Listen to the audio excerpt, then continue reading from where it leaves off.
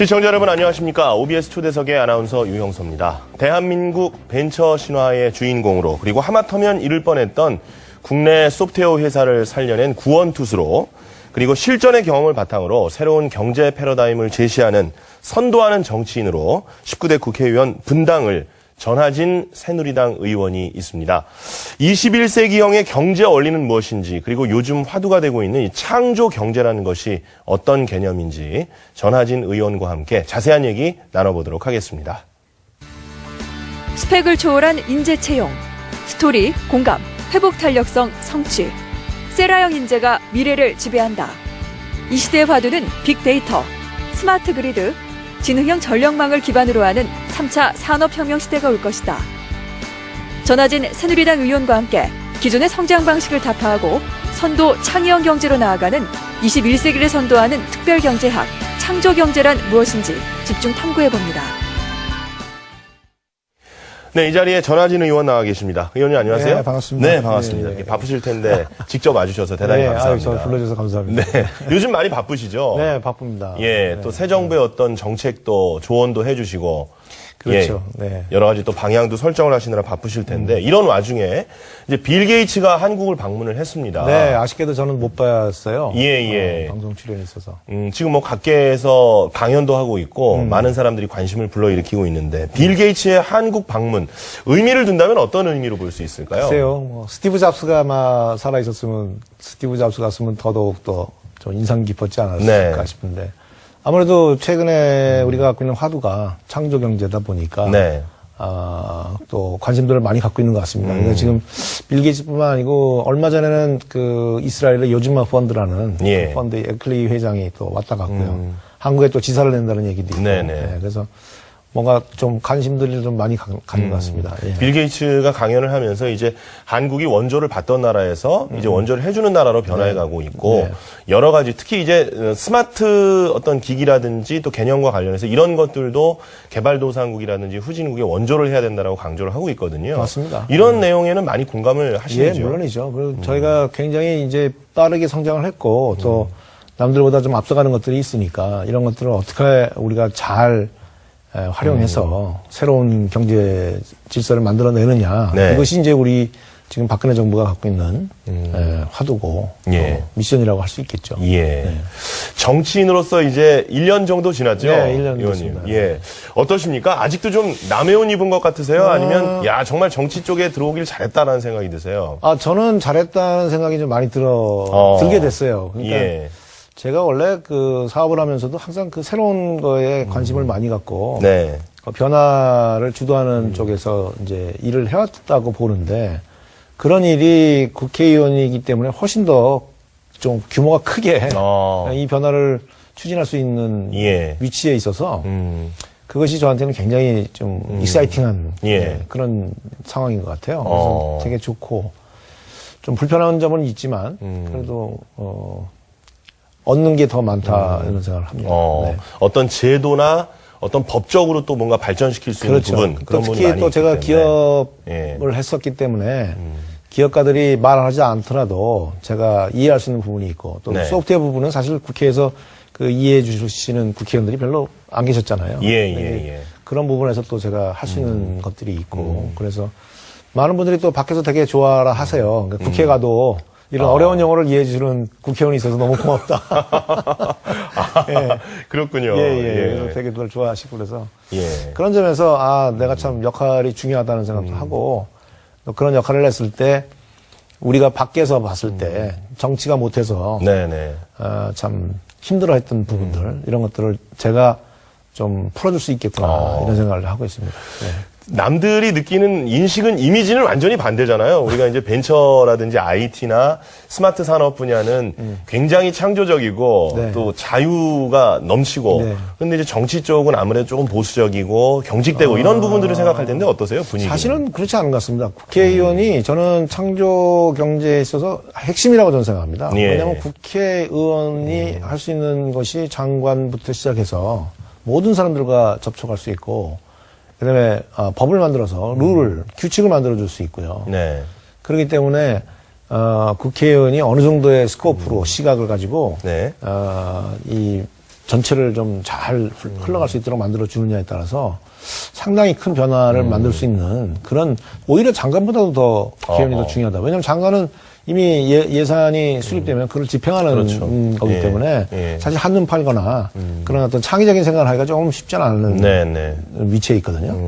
근데 국회의원은 사실 그런 면에서는 상당히 좀 창의적인 생각을 할 수 있는 위치고 예. 또 그렇게 함부로 해서 상당한 변화를 주지 않을까 이런 생각을 하고 있어요. 그렇군요. 제 스스로가 지금 그렇게 한번 해보려고 노력을 하고 있습니다. 예. 국회의원 되시고 나서 이제 대선을 치르셨는데, 네.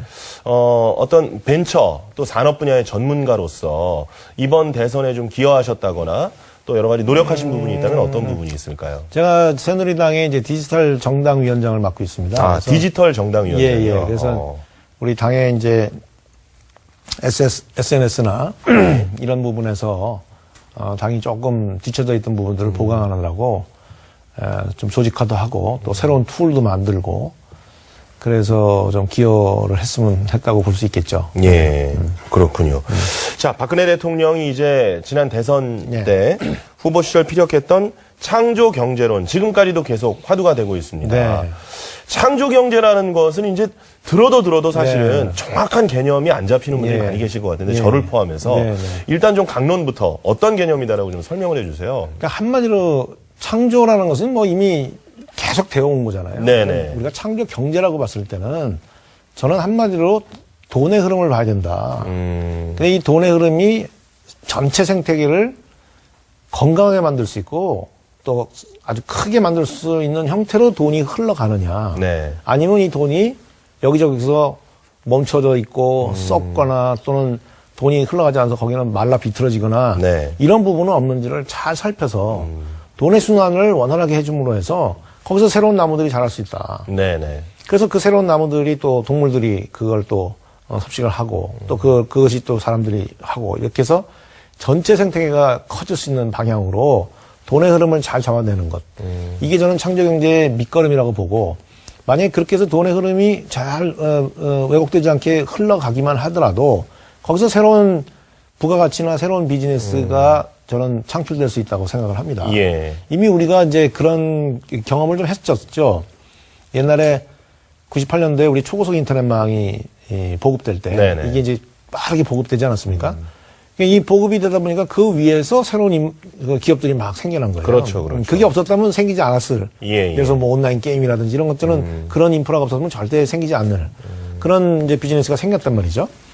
지금도 우리 사회에서 가장 크게 돈이 움직이는 곳이 어디냐라고 봤을 때는 정부의 예산도 상당히 큰 돈이 움직이고 있지 않습니까? 또 에너지 분야도 상당히 큰 돈이 움직이고 있어요. 근데 예를 들어서 에너지 분야만 보더라도 네. 자, 한전이 한 55조의 매출을 합니다. 네.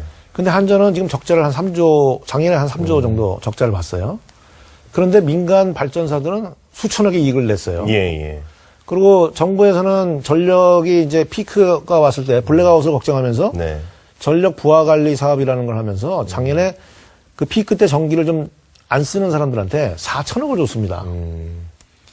그러면 그 돈 전기를 안 썼을 때 그 효과는 그 혜택은 누가 가져가냐면 한전이 가져가는 거거든요, 사실. 예, 예, 예. 근데 한전이 혜택을 받는데 실제로 정부에서 돈을 4천억을 주고 그리고 또 한전은 그렇게 함에도 불구하고 지금 적자를 보고 있고 네네. 근데 민간 발전사는 수천억을 남기고 있고 네. 또 이제 뭐 신재생 에너지를 한다, 뭐 그린 에너지를 한다 그래서 전기 자동차 만드는 분들, 뭐 저 배터리 만드는 분들 이런 분들은 계속 투자를 했단 말이죠. 근데 이분들은 시장이 없어가지고 다 말라 비틀어지게 생겼어요. 태양광도 마찬가지고. 그러면 이 55조라는 돈을 어떻게 이 순환을 시켜서 그분들한테 적절한 시장을 만들어줌으로 해서 거기서 새로운 비즈니스가 탄생할 수 있겠느냐. 네. 이런 걸 고민해서 그 자금의 흐름을 풀어주는 것. 근데 이게 아주 단편적으로 기업적으로 바라보면 네.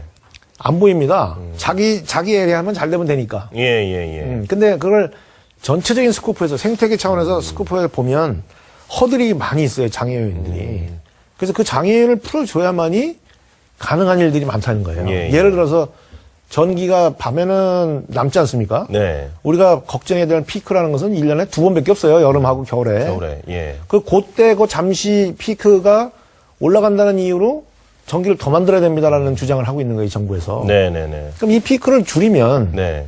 발전소를 더 안 줘도 되지 않습니까? 그렇죠. 그럼 비크를 줄이려고 하는 그 노력이 뭐냐면 전력 수요 관리라는 겁니다. 그 쓰는 전기를 어떻게 하면 좀 덜 쓰게 네. 쓸 수 있느냐. 그 수요 관리를 하면 되는데 이 수요 관리 사업자라는 사업자가 지금 우리는 인정을 못 받고 있어요. 그래서 제가 이제 법안을 발의해서 그 수요 관리 사업자로 인정을 하고 또 저녁에 남는 전기를 담아놨다 쓰면 되지 않습니까? 예, 예. 이 담는 기술이 이제 양수 발전기라는 게 있어요. 예, 그건 예. 뭐냐면 저녁에 전기를 해서 모터를 돌려가지고 물을 끌어올렸다가 예. 바쁠 때 이제 물을 내려서 전기를 다시 발전을 하는 거예요. 그걸 양수 발전기라고 그러는데 예, 예. ESS라는 이제 배터리가 있습니다. 대용량 배터리. 예. 그러면 밤에 이 전기를 이 배터리에다 충전을 해놨다가 낮에 쓰면 되지 않습니까? 네네. 근데 이 양수 발전기는 발전기고 ESS는 발전기가 아니에요. 예. 그래서 만약에 비상 발전기로 ESS를 설치하겠다 그랬을 때 설치를 못하게 돼 있습니다, 지금은. 그러니까 이런 왜곡이 있는 거예요. 그럼 그걸 왜 어떤 뭐 제도상으로 법적으로 제도상. 예. 그다음에 예를 들어서 비상 발전기 만약에 ESS를 비상 발전기로 쓰게 되면 네. 항상 밤에 충전을 해놨다가 예, 낮에 예. 쓰게 되면 전기요금도 줄어들 수 있고 그렇죠. 그다음에 갑자기 정전이 됐을 때 배터리를 쓸 수 있잖아요. 네. 근데 비상발전기로 이걸 쓸 수가 없게 돼 있고 또 비상발전기도 단전이 될 때만 가동이 되게 돼 있어요. 네. 산업적으로 봤을 때는 이 저장을 했다가 쓸 수 있는. 네. 그럼 이 기술은 또 어디에 접목이 되냐면 전기자동차에 접목이 됩니다.